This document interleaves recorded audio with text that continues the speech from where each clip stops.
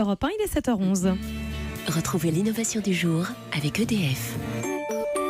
L'innovation avec vous, Anissé Mbida, et on va en Norvège. À Norvège, où on vient d'ouvrir une arche de Noé numérique, en quelque sorte, censée préserver les documents les plus précieux de la planète. Oui, j'adore l'idée, un bunker anti-apocalypse où on sera sûr de retrouver la mémoire de l'humanité, même après une guerre ou une catastrophe naturelle. Alors, ils ont pensé à tout.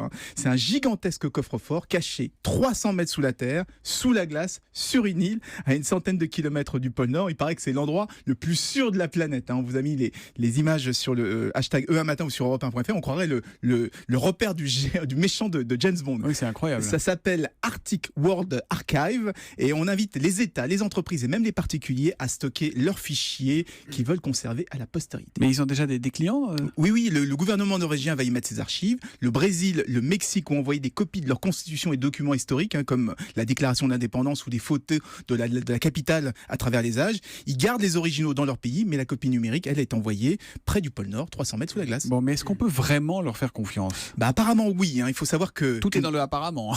Écoutez bien, une première section de leur bunker avait déjà ouvert il y a quelques années, mais pour y stocker cette fois des graines du monde entier. Comme ça, si une espèce venait à disparaître, on était sûr de pouvoir la refaire pousser. D'ailleurs, ils ont déjà fait appel à cette banque pour réimplanter des espèces qui avaient disparu pendant la guerre en Syrie. Donc, ils voudraient faire la même chose pour les documents, donc on peut leur faire confiance. C'est le grenier du monde en quelque sorte, c'est ça. Oui, il y a la bibliothèque aussi. La bibliothèque du monde, voilà, magnifique initiative en Norvège. Merci beaucoup, Anissé.